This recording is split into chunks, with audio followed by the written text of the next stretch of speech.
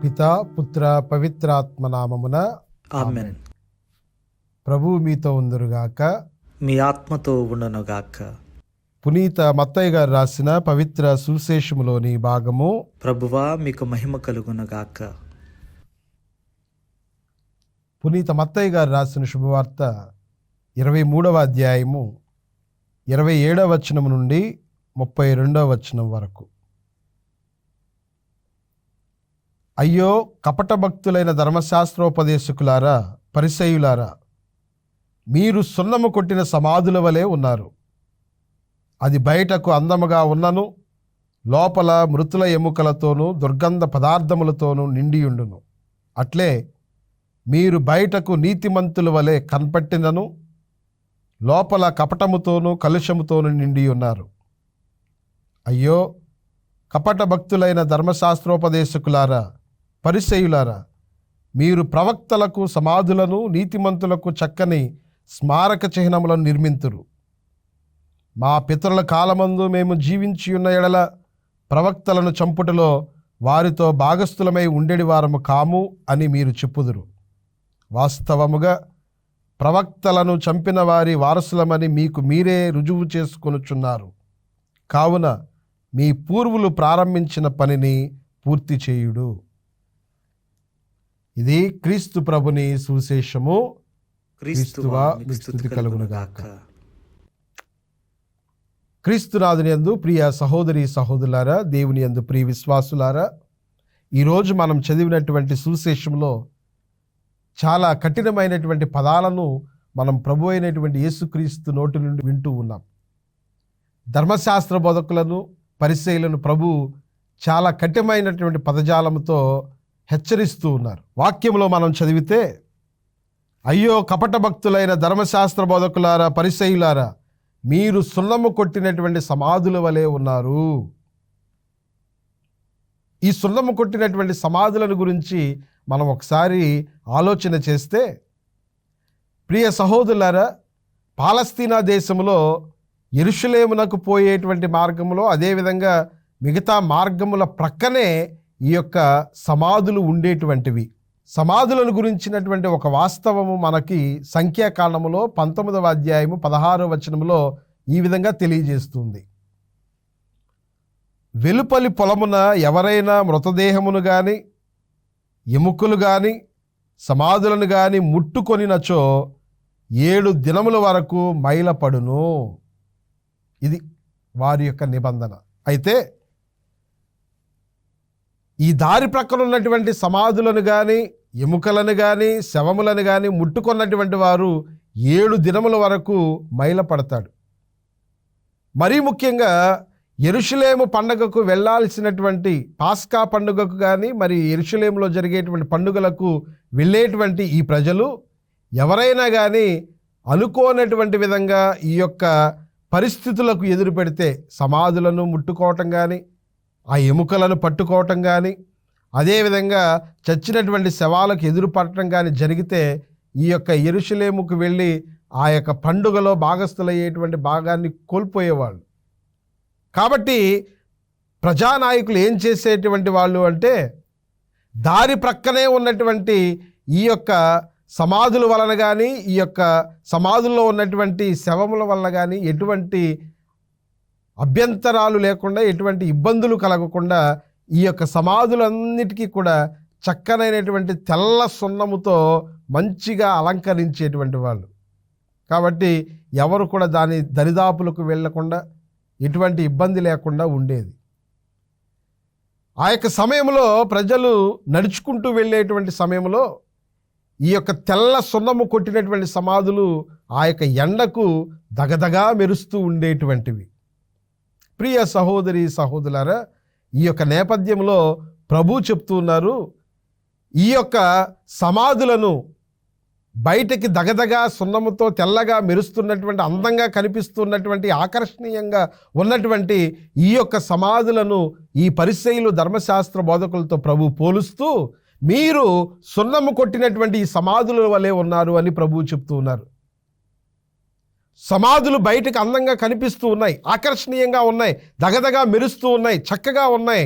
కానీ వాని లోపల నిర్జీవమే, కుళ్ళు, అపవిత్రం, అశుద్ధము, దానిని పట్టుకున్నటువంటి వారు కూడా, దాని దరిదాపులకు వెళ్ళినటువంటి వారు కూడా అపవిత్రతనే ఇతరులకు అందిస్తారు తప్ప ఇంకేమీ లేదు అన్నటువంటి విషయాన్ని ప్రభు చాలా కరాఖండిగా తెలియజేస్తూ ఉన్నారు.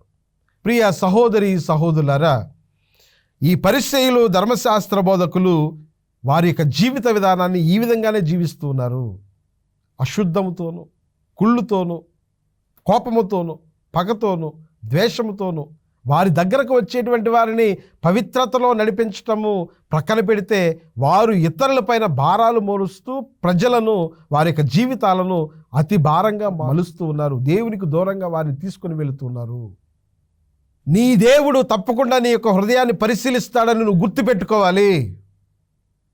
నీ దేవుడు నీ సమస్తాన్ని ఎరిగి ఉన్నటువంటి వాడని నువ్వు గుర్తించాలి. నీ హృదయంలో ఏముంది, నీ అంతరంగంలో ఏముంది అనేటువంటి విషయాన్ని దేవుడు తప్పకుండా గమనిస్తాడు. ప్రియ సహోదరి సహోదరులారా, బాహ్య అలంకరణ కంటే అంతరంగికమైనటువంటి అలంకరణ, అందము అనేటువంటిది ప్రతి ఒక్క క్రైస్తవ జీవికి చాలా ముఖ్యం. ఇది మనందరం కూడా గ్రహించాల్సినటువంటి అవసరత ఉంది.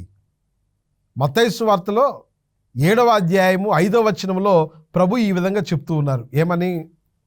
కపట భక్తుడా, ముందు నీ కంటిలోని దూలము తీసివేసుకొనుము, అప్పుడు నీ సహోదరు కంటిలోని నలుసును తీసివేయుటకు నీ చూపు స్పష్టముగా ఉండును.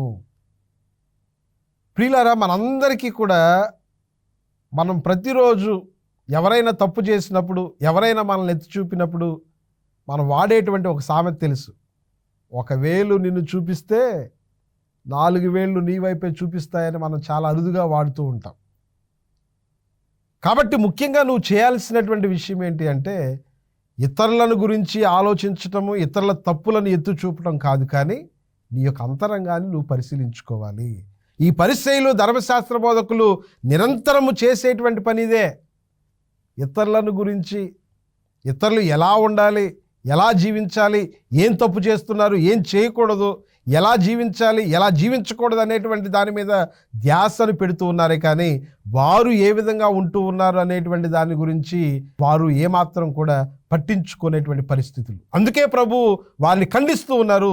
మీరు సున్నము కొట్టినటువంటి సమాధుల వలె ఉన్నారు, నిర్జీవంగా ఉన్నారు. ప్రియ సహోదరులారా, మన జీవితాలు దీనికి అద్దం పడుతున్నాయేమో ఒకసారి ఆత్మ పరిశీలన చేసుకుందాం. మన జీవితాలు మనం ఈ విధంగా జీవిస్తూ ఉన్నామేమో ఒకసారి ఆత్మ పరిశీలన చేసుకుందాం. ఇతరులను వేలెత్తి చూపిస్తాం, ఇతరులను విమర్శిస్తాం, ఇతరులు ఇలా ఉండాలి అలా ఉండాలని మనము చెప్తూ ఉంటాం, కానీ నేను ఏ విధంగా ఉన్నాననేటువంటి విషయాన్ని గురించి మాత్రం మనం ఏ విధంగానూ పట్టించుకోవటంలా ప్రభు ఈ రోజున నీకు నాకు కూడా హెచ్చరికను ఇస్తూ ఉన్నారు. నీ జీవితాన్ని గురించి శ్రద్ధ వహించు.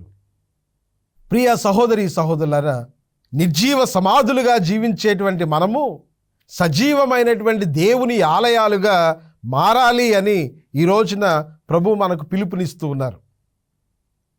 పునీత పౌలు గారు కొరింథీయులకు రాసినటువంటి మొదటి లేఖలో 3వ అధ్యాయం 16వ వచనంలో ఏం చెప్తూ ఉన్నారు? మీరు దేవుని ఆలయమని, దేవుని యొక్క ఆత్మకు నివాస స్థానమని మీకు తెలియదా?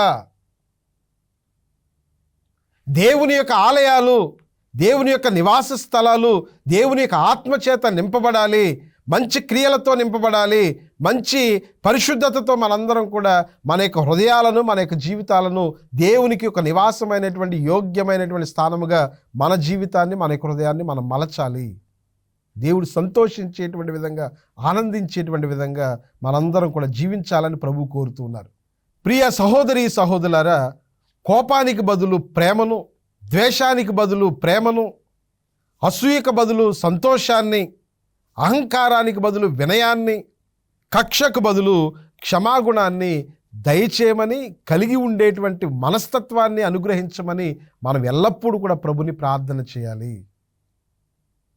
నువ్వు దేవునికి దగ్గర కావాలి, దేవుని యొక్క బిడ్డగా నువ్వు జీవించాలంటే ఇదిగో మనలో ఉన్నటువంటి ఈ వికృత చేష్టలన్నిటికీ కూడా మనం దూరంగా ఉంటూ ప్రభు అయినటువంటి యేసుక్రీస్తు నేర్పించినటువంటి సుగుణాలను మనలో అలవరుచుకోవాలి. దాని కొరకే మనం ప్రార్థన చేయాలి, దాని కొరకే మనం ప్రయత్నం చేయాలి. ప్రభు నిన్ను ఈ రోజున నీ యొక్క హృదయాన్ని పరిశీలించుకోమని కోరుతూ ఉన్నారు. నీ జీవితాన్ని బేరీజు వేసుకోమని కోరుతూ ఉన్నారు. యోహాను సువార్తలో 7వ అధ్యాయంలో 38వ వచనంలో ప్రభు ఈ విధంగా చెప్తూ ఉన్నారు. ఏమని? నన్ను విశ్వసించు వాని హృదయాంతరంగము నుండి జీవజల నదులు ప్రవహించును అని. ఎవరైతే దేవుని యందు విశ్వాసము ఉంచుతారో, ఎవరైతే దేవునిలో జీవిస్తారో, ఎవరైతే దేవుని యొక్క బిడ్డలుగా జీవిస్తారో వారి యొక్క అంతరంగము నుండి జీవజల నదులు ప్రవహిస్తాయి. వారి యొక్క అంతరంగము నుండి క్రీస్తు ప్రభు వలె ప్రేమ, క్షమాగుణము, దయ, కనికరము, మంచితనము ఇవే వారి యొక్క అంతరంగము నుండి వస్తాయి. ప్రభువు నందు విశ్వాసము ఉంచితే మన యొక్క జీవితము ఈ విధంగానే మారుతుంది.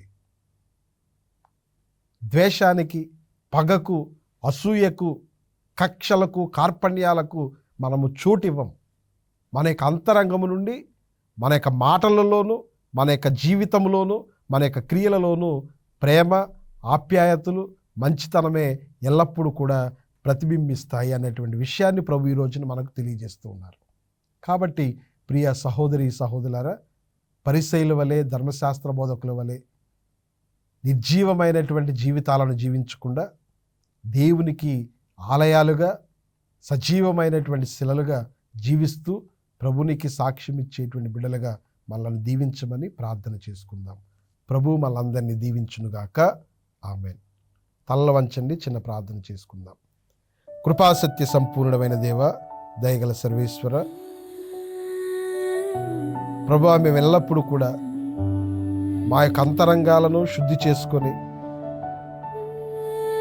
మా యొక్క జీవితాలను నీ యొక్క ఆలయముగా, నీ యొక్క ప్రత్యక్షతకు నిలయముగా మార్చుకొని ప్రేమ, శాంతి, సమాధానము, దయ, కనికరము, క్షమాగుణములను పంచేటువంటి బిడ్డలుగా మమ్మల్ని దీవించండి. మా యొక్క విశ్వాసాన్ని బలపరచమని మా ప్రభు అయిన క్రీస్తు ద్వారా అడిగి వేడుకొనుచున్నాను తండ్రి.